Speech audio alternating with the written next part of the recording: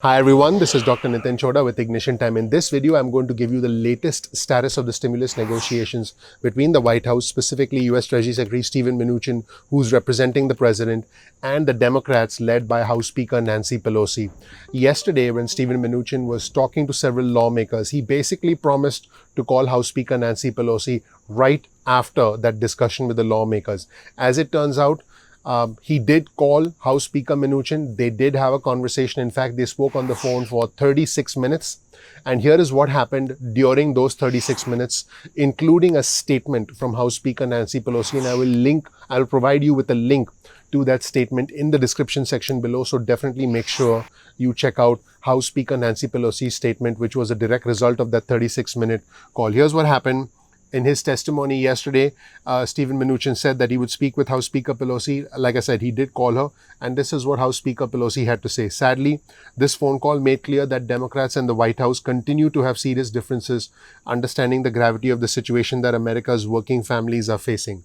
So I do think that it's important to listen to both sides of the story. That's what this channel is about. For me, it's not about the red or the blue. It's about the red, white, and blue. Let's take a closer look at Speaker Pelosi's position, because she did say some new things today that we have not heard before in terms of the House Democrats' position when negotiating with the Republicans. Now, it's very clear that the Republicans are making overtures to Speaker Pelosi to try and come to some sort of a consensus, because there is a bill that's created by the Senate. They're talking about a skinny bill, a targeted bill. That's going to be a waste of time unless the House debates it, unless the House also votes on it, because both chambers have to come to a consensus. Both chambers have to vote in order for a bill to be signed by the president and for that to become law. So that's where things stand right now. And this is what House Speaker Pelosi said. Some interesting new comments from her that give us more clarity into the Democrats' position as to the current status of the negotiations. Here's what Speaker Pelosi said. Again,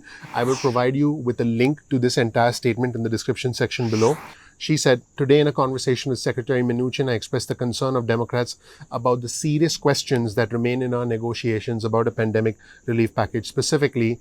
And she mentioned 3 points specifically. Point number 1, does the White House think that America's working families are not worth the investment needed to defeat this pandemic and the accompanying economic crisis? Or would they rather spend money another way?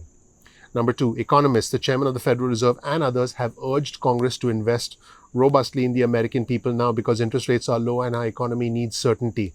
This part is true. A lot of economists are talking about the need for more stimulus, including US Treasury Secretary Steven Mnuchin, who represents the president. He's a US Treasury Secretary. All seem to agree that a dollar spent now is a better dollar than one spent down the road. That is why I'm concerned about the secretary saying, let's do a little now and a little later. Besides, Mitch McConnell has said that there is only going to be one bill. This is important. Let's forget about the top line number for a second, because we've been talking about they were at 1 trillion, the administration, they came to 1.3 trillion, the Democrats were at 3.4 trillion, they came down to 2.4, they came down to 2.2, they're 900 billion apart. Let's forget about the top line number for a second. The other aspect of contention here is, should it be a big, comprehensive bill? And it looks like Senate Majority Leader Mitch McConnell said there's only going to be one bill and then we're done. Or should there be a piecemeal approach? By definition, if the Senate Majority Leader has said that there's going to be only one bill, which he has said that, then the piecemeal approach makes no sense. So in that sense, Steven Mnuchin and Mitch McConnell are contradicting each other. And Speaker Pelosi is right to call them out in this aspect, because this is a fact. So I'm specifically talking about a piecemeal approach versus a full comprehensive bill. I'm not talking about the ideological differences, the political differences, the funding for the states, the top line dollar amount. Okay, so this isn't about that partisan agreement. This is about a factual agreement. You know, if you need to make a pie and you only get one chance to make that pie, do you make the whole pie, or do you say, we're going to make a piece now and we're going to come back and make another piece later? Well, there may not be another opportunity to make another piece. This is very important for my viewers and subscribers. One of the unique things about our channel is we take a very balanced approach. It's a bipartisan approach. What's best for the people? I believe that those who need help the most should get it. This is a factual reality. Again, you know, if you have one chance to make a pizza, Do you make the whole pizza, or do you say, I'm just going to make one slice and come back and make other slices? Just something to think about. And Speaker Pelosi does indeed have a point. What she's trying to say is that, hey, if we do a piecemeal approach, there may never be another chance to come back and get the funding that we are advocating for. And the House, and the Senate need to come to an agreement. If the House is not getting what they want, we're stuck. Guess what? That's where we are now. And number three, what Speaker Pelosi said is scientists, researchers, and public health experts tell us that robust investments in testing, tracing, and treatment are essential in defeating the pandemic, yet the White House has refused to support the funding that is required. These are words from House Speaker Nancy Pelosi. The White House has also demonstrated a defiance of science in its attitude towards approval of vaccines and its contempt for scientific recommendations on social distancing and mask wearing in order to open up our economy and our schools safely. President Trump had essentially an event at the White House which had 1,500 people, and most of them were not wearing masks. That is what House Speaker Pelosi is referring to. And she said, sadly, this phone call made clear that Democrats and the White House continue to have serious differences, understanding the gravity of the situation that America's working families are facing. House and Senate Democrats have repeatedly offered to compromise. Over a month ago, we said that we would be willing to cut $1 trillion from the HEROES Act if the White House would add $1 trillion to the Senate bill. Last week, we said we would be willing to go down to $2.2 trillion. In our conversation, I reiterated the hope that Republicans will come to the table and work with Democrats to save the lives and the livelihood of the American people. That is the position of House Speaker Nancy Pelosi.